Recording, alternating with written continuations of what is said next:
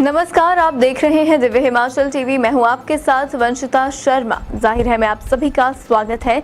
आपको बताएंगे आपके आसपास, आपके राज्य, राष्ट्र और अंतर्राष्ट्रीय स्तर की कुछ अहम खबरें। इसके अलावा हमारे आज के दिव्य हिमाचल समाचार पत्र पर भी नजर डालेंगे और भी कुछ रोचक जानकारी आपके लिए लेकर आए हैं। तो अंत तक कार्यक्रम में बने रहिएगा।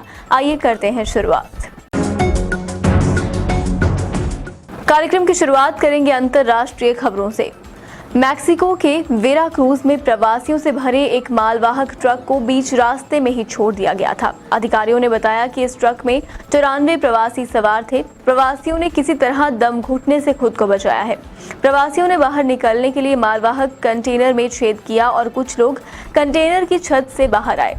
कंटेनर की छत से छलांग लगाने से कुछ प्रवासी घायल भी हो गए। अगली खबर की बात करें तो पाकिस्तान पर आर्थिक संकट के बीच अब कुदरत की भी मार पड़ी है। पहले से ही महंगाई से परेशान लोगों को अब बारिश ने भी संकट में डाल दिया है। बिगड़ते हालात में कई जगह आई बाढ़ की वजह से लोगों के मरने की भी खबर आई है। अगली खबर की बात करें तो पूर्वी लद्दाख में चीन की सेना वास्तविक नियंत्रण रेखा पर भारत के खिलाफ नए हथकंडे अपना रही है। इसी कड़ी में अब चीन की पीपल्स लिबरेशन आर्मी तिब्बत और नेपाल से उन लोगों की भर्ती कर रही है जो हिंदी भाषा की अच्छी समझ रखते हैं और खुफिया जानकारी हासिल करने में सक्षम हो। एक लेटेस्ट इंटेलिजेंस इनपुट में ये बात सामने आई है।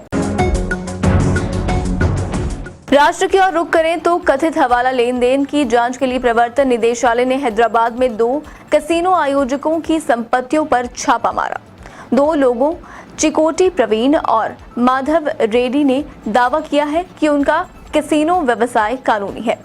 अगली खबर की बात करें तो सुप्रीम कोर्ट ने शुक्रवार को कहा कि ऐसे जघन्य अपराध जो निजी प्रकृति से नहीं है और जिनका समाज पर गंभीर प्रभाव पड़ता है, उन मामलों में अपराधी और शिकायतकर्ता या पीड़ित के बीच समझौते के आधार पर एफआईआर को रद्द नहीं किया जा सकता है। इसके बाद अगली खबर की बात करें तो पंजाब के स्वास्थ्य मंत्री चेतन सिंह जोरामाजरा ने एक अस्पताल में निरीक्षण के दौरान स्टाफ व मरीजों के सामने अनुभवी सर्जन और बाबा फरीद विश्वविद्यालय और स्वास्थ्य विज्ञान के कुलपति डॉक्टर राज बहादुर को एक खराब गद्दे पर लेटने को कहा। इंडियन मेडिकल एसोसिएशन ने इसे अपमानजनक कहकर इसकी निंदा की है। राज्य की खबरों की बात करें तो आपको बता दें, हिमाचल प्रदेश में अधिकारियों और कर्मचारियों के तबादलों पर फिर रोक लग गई है। सामान्य तबादलों पर 10 दिन के लिए मिली छूट अब समाप्त हो गई है। अब से पुरानी व्यवस्था के तहत तबादले करवाने के लिए मुख्यमंत्री की मंजूरी लेना जरूरी हो गया है। अगली खबर की ओर बढ़ें तो हिमाचल प्रदेश के स्कूलों में विद्यार्थियों को एक जगह एकत्रित करने पर रोक लगा दी गई है। कोरोना संक्रमण के मामले बढ़ने पर उच्च शिक्षा निदेशालय ने शुक्रवार को सभी जिला उपनिदेशकों को इस बाबत निर्देश जारी किए हैं। इसके बाद अगली खबर की बात करें तो हिमाचल प्रदेश में शुक्रवार को भारी बारिश से 12 मकान, 10 गौशालाएं क्षतिग्रस्त हो गई हैं। 29 सड़कों पर वाहनों की आवाजाही ठप रही। आइए नजर डालते हैं हमारे आज के दिव्य हिमाचल समाचार पत्र पर। हिमाचल प्रदेश उच्च न्यायालय ने प्रदेश सरकार को आदेश दिए हैं कि वो शारीरिक शिक्षा अध्यापक के पद पर बैच वाइज नियुक्ति के लिए भर्ती और पदोन्नति नियमों में छूट देने पर विचार करें। इसके बाद केंद्र सरकार ने सरकारी पोर्टल पर दर्ज की जाने वाली शिकायतों के निपटारे के लिए समय सीमा 45 दिनों से घटाकर अधिकतम 30 दिन कर दी है। अगली खबर की बात करें तो राष्ट्रपति को लेकर कांग्रेस नेता अधीर रंजन चौधरी के विवादित बयान पर शुक्रवार को लगातार दूसरे दिन संसद के दोनों सदनों में भाजपा ने हंगामा किया। संपादकीय पृष्ठ की बात करें तो इसमें आज नदी के जन्म की हिफाजत इस विषय पर लेख है। इसमें लिखा है कि अंततः भौगोलिक संरचना की एकात्मकता में नदी को आधार बनाया जा रहा है और इस तरह की एक बड़ी परियोजना में एक साथ हिमाचल, जम्मू कश्मीर व पंजाब को जोड़ा जा रहा है।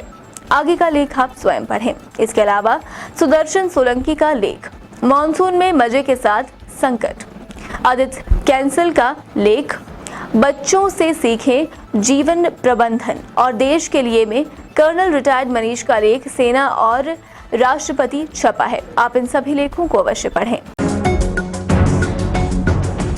कई बार इंसान को ऐसी स्थिति का सामना करना पड़ता है जब जान बचाने के लिए उसे अपनी बॉडी के पार्ट्स की कुर्बानी देनी पड़ती है। आमतौर पर किसी हादसे या इन्फेक्शन की वजह से लोगों को ऐसा करना पड़ता है। इसमें इंसान की जान बच जाती है, लेकिन उसे अपनी पूरी जिंदगी अपने किसी खास पार्ट के बिना बितानी पड़ती है। ऐसी ही स्थिति से गुजरी है लिवरपूल की रहने वाली डैनी। सिर्फ 6 महीने की उम्र में बीमारी की वजह से उसकी एक आंख निकालनी पड़ गई थी। इसके बाद डॉक्टरों ने नकली आंख फिट कर दी थी, लेकिन डैनी कभी अपनी इस आंख से खुश नहीं थी। सिर्फ 6 महीने की उम्र में डैनी को रेटिनोब्लास्टोमा हो गया था। इसकी वजह से डॉक्टर्स को उसकी एक आंख पूरी तरह निकाल देनी पड़ी। इसके बाद डॉक्टर्स ने उसे प्रोस्थेटिक आई लगा दी, लेकिन कभी भी डैनी इसके साथ कंफर्टेबल नहीं रही। अब डैनी ने अपनी आंख को सोने की पुतली से रिप्लेस किया है। अपनी गोल्डन आंख की तस्वीर डैनी ने सोशल मीडिया पर शेयर की, जहां से ये वायरल हो गई। लोगों को डैनी की आंख काफी आकर्षित कर रही है। दर्शकों, जाहिर है मैं आज के लिए बस इतना ही। अब आपसे मिलेंगे इस खास कार्यक्रम के साथ कल। तब तक बने रहें दिव्य हिमाचल टीवी के साथ।